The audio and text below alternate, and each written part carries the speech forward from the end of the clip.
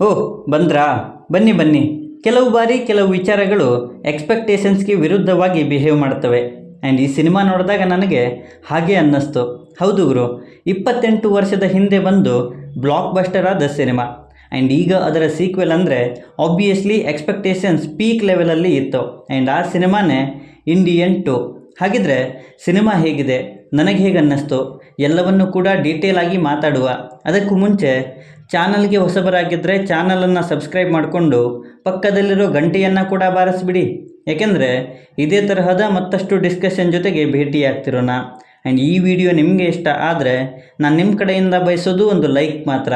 ಅದನ್ನು ಕೂಡ ಕೊಟ್ಟು ವಿಡಿಯೋನ ಕಂಪ್ಲೀಟಾಗಿ ನೋಡಿ. ಇಂಡಿಯನ್ 2 ಇದು ಶಂಕರ್ ಅವರ ನಿರ್ದೇಶನದಲ್ಲಿ ಕಮಲ್ ಹಾಸನ್ ಮತ್ತು ಸಿದ್ಧಾರ್ಥ್ ಅವರ ಮುಖ್ಯ ಪಾತ್ರದಲ್ಲಿ ಬಂದಿರುವಂಥ ಹೊಸ ಸಿನಿಮಾ. 1996ರಲ್ಲಿ ಇಂಡಿಯನ್ ಸಿನಿಮಾ ಬಂದು ಒಂದು ಹೊಸ ಅಲೆಯನ್ನು ಸೃಷ್ಟಿ ಮಾಡಿತ್ತು. ಆ್ಯಂಡ್ ಈಗ ಅದರದ್ದೇ ಇನ್ನೊಂದು ಹೊಸ ರೂಪ ಆರ್ ಸೀಕ್ವೆಲ್ ರಿಲೀಸ್ ಆಗಿದೆ. ಆ್ಯಂಡ್ ಲಿಟ್ರಲಿ ಗುರು, ಸಿನಿಮಾ ಅಂತೂ ಈ ಸೀಕ್ವೆಲ್ ಬೇಕಿತ್ತಾ ಅನ್ನೋ ಹಾಗಿದೆ. ಸ್ಟೋರಿ ಕಡೆ ಬರೋದಾದರೆ ಇಲ್ಲಿ ಒಂದು ಗ್ಯಾಂಗ್ ಇದೆ.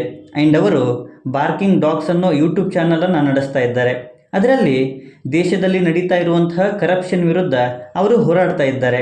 ಆ್ಯಂಡ್ ಅದೇ ನಿಟ್ಟಿನಲ್ಲಿ ಅವರು ಕಮ್ ಬ್ಯಾಕ್ ಇಂಡಿಯನ್ ಅನ್ನೋ ಟ್ರೆಂಡನ್ನು ಸೆಟ್ ಮಾಡ್ತಾರೆ. ಆ್ಯಂಡ್ ಅವಾಗ ಬರೋನೆ ನಮ್ಮ ತಾತ. ಇಲ್ಲಿ ಇಷ್ಟ ಆಗಿದ್ದು ಅಥವಾ ಕಷ್ಟ ಆಗಿದ್ದು ಅನ್ನೋದಕ್ಕೆ ಪಾಯಿಂಟ್ಸ್ ಇಲ್ಲವೇ ಇಲ್ಲ. ಬಟ್ ಒಬ್ಬ ದೊಡ್ಡ ಸ್ಟಾರ್ ಡೈರೆಕ್ಟರ್ ಆ್ಯಂಡ್ ಅಷ್ಟೇ ದೊಡ್ಡ ಸ್ಟಾರ್ ಆ್ಯಕ್ಟರ್ ಆ್ಯಂಡ್ ಆಲ್ರೆಡಿ ಸಿನಿಮಾದ ಬೇಸ್ ಮೇಲೆ ಇದ್ದಂಥ ಹೈಪ್ ನೋಡ್ತಿದ್ದಾಗ ಆಬ್ವಿಯಸ್ಲಿ ಎಕ್ಸ್ಪೆಕ್ಟೇಷನ್ ಜಾಸ್ತಿನೇ ಇತ್ತು. ಬಟ್ ಆ ಎಕ್ಸ್ಪೆಕ್ಟೇಷನ್ಸನ್ನು ರೀಚ್ ಮಾಡೋದಕ್ಕೆ ಬೇಕಾದ ಸ್ಟೋರಿ ಆ್ಯಂಡ್ ಪ್ರೆಸೆಂಟೇಷನ್ ಸಿನಿಮಾದಲ್ಲಿ ಇರಲಿಲ್ಲ. ಅದೇ ಹಳೆ ಕಥೆ ಬಟ್ ಹೊಸ ದಾರಿಯಲ್ಲಿ ಏನನ್ನೂ ಹೇಳೋದಕ್ಕೆ ಪ್ರಯತ್ನ ಪಟ್ಟಿದ್ದಾರೆ. ಅದರಲ್ಲೂ ಕರಪ್ಷನ್ ಅನ್ನೋ ಪಾಯಿಂಟನ್ನು ಇಟ್ಕೊಂಡು ಇಲ್ಲಾಜಿಕಲ್ ಸೀಕ್ವೆನ್ಸಸ್ಸನ್ನು ಸೆಟ್ ಮಾಡಿರೋದು ಕಣ್ಣು ಮುಚ್ಚಿ ನಿದ್ದೆ ಮಾಡೋ ಹಾಗೆ ಮಾಡುತ್ತೆ. ಇನ್ನು ಕಮಲ್ ಹಾಸನ್ ಅವರ ಕ್ಯಾರೆಕ್ಟರ್ ನನಗೆ ಟ್ರೇಲರ್ ನೋಡಿದಾಗಲೇ ಸ್ವಲ್ಪ ಡೌಟ್ ಇತ್ತು ಗುರು. ಆ್ಯಂಡ್ ಸಿನಿಮಾದಲ್ಲಿ ಅದು ತುಂಬಾ ಡಿಸಪಾಯಿಂಟ್ ಮಾಡ್ತು. ಆ ಮೇಕಪ್ ಓವರ್ ಆಗಿತ್ತು. ಆ್ಯಂಡ್ ಆ ಮರ್ಮಕಲೆ ಬಗ್ಗೆ ಏನು ಹೇಳೋಣ ಗುರು, ಸಿನಿಮಾದ ಅಸ್ತ್ರನೇ ಅದನ್ನು ಮಾಡ್ಕೊಂಡ್ಬಿಟ್ಟವ್ರೆ.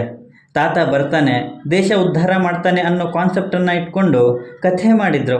ಆದರೆ ತಾತ ಮ್ಯಾವ್ ಅನ್ನೋದನ್ನು ಬಿಟ್ಟು ಸಿನಿಮಾದಲ್ಲಿ ಮತ್ತೇನೂ ಕೂಡ ಮಾಡಲೇ ಇಲ್ಲ. ಇನ್ನು ಸ್ಕ್ರೀನ್ ಪ್ಲೇ ಅಲ್ಲ ಗುರು, ಕಥೆ ನಡೆಯೋದು ತುಂಬ ಆಯಾಮಗಳಿಂದ. ಆ್ಯಂಡ್ ಅದರ ಪ್ರೆಸೆಂಟೇಷನ್ ಅಂದರೆ ಅಷ್ಟೇ ಅಥೆಂಟಿಕ್ ಆಗಿರಬೇಕು. ಬಟ್ ಇಲ್ಲಿ ತಳ ಇಲ್ಲ, ಬುಡ ಇಲ್ಲ. ಎಲ್ಲಿ ಬೇಕನಿಸುತ್ತೋ ಅಲ್ಲಿ ಸೀಕ್ವೆನ್ಸಸ್ಸನ್ನು ಆ್ಯಡ್ ಮಾಡಿದ್ದಾರೆ.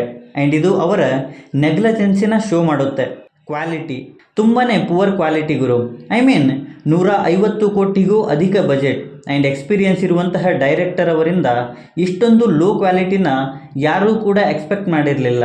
ಬ್ಯಾಕ್ಗ್ರೌಂಡ್ ಸ್ಕೋರ್ ಏನು ಹೇಳೋಣ ಗುರು ಇದರ ಬಗ್ಗೆ. ಅನಿರುದ್ಧ್ ಅಂದ್ರೇ ಒಂದು ಹೈಪ್. ಬಟ್ ಇಲ್ಲಿ ಅವರ ಒಂದು ಝಲಕ್ ಕೂಡ ಕೇಳಿಸ್ಲಿಲ್ಲ.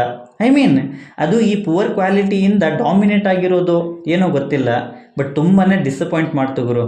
ಸೊ ಓವರಾಲ್ ಆಗಿ ನನಗನಿಸಿದ್ದು ಸೀಕ್ವೆಲ್ಗಳ ಟ್ರೆಂಡ್ ನಡೀತಾ ಇದೆ. ಆ್ಯಂಡ್ ಅದೇ ಹೈಪಲ್ಲಿ ನಮ್ಮದು ಕೂಡ ಒಂದಿರಲಿ ಅನ್ನೋ ಥರ ಈ ಸಿನಿಮಾನ ಮಾಡಿದರು. ಅದರಲ್ಲೂ ನಾವು ಏನೇ ಮಾಡಿದರೂ ಕೂಡ ಜನ ಜೈಕಾರ ಹಾಕ್ತಾರೆ ಅಂದ್ಕೊಂಡು ಈ ಸಿನಿಮಾ ಮಾಡಿದ್ದಾರೆ. ಬಟ್ ಅದರ ರಿಸಲ್ಟ್ ಸಿನಿಮಾಗೆ ಸ್ಟಾರ್ ಡೈರೆಕ್ಟರ್ ಆರ್ ಹೀರೋ ಅಥವಾ ಸೀಕ್ವೆಲ್ ಅನ್ನೋದು ಇಂಪಾರ್ಟೆಂಟ್ ಅಲ್ಲ, ಕಥೆ ಇಂಪಾರ್ಟೆಂಟ್ ಅನ್ನೋದನ್ನು ತೋರಿಸಿದೆ ಅನ್ನಬಹುದು. ಸೊ ಇದು ನನ್ನ ಅನಿಸಿಕೆ. ನೀವು ಸಿನಿಮಾನ ನೋಡಿದರೆ ನಿಮ್ಮ ಅನಿಸಿಕೆ ಏನೇ ಇದ್ದರೂ ಕೆಳಗಡೆ ಬರೆದು ತಿಳಿಸಿ. ಮತ್ತು ಈ ವಿಡಿಯೋ ನಿಮಗೆ ಇಷ್ಟ ಆಗಿದ್ದರೆ ದಯವಿಟ್ಟು ನನ್ನ ಚಾನಲನ್ನು ಸಬ್ಸ್ಕ್ರೈಬ್ ಮಾಡಿಕೊಂಡು ಸಪೋರ್ಟ್ ಮಾಡಿ. ಕೊನೆಯಲ್ಲಿ ಸಿಗ್ತಾ ಇರೋಣ.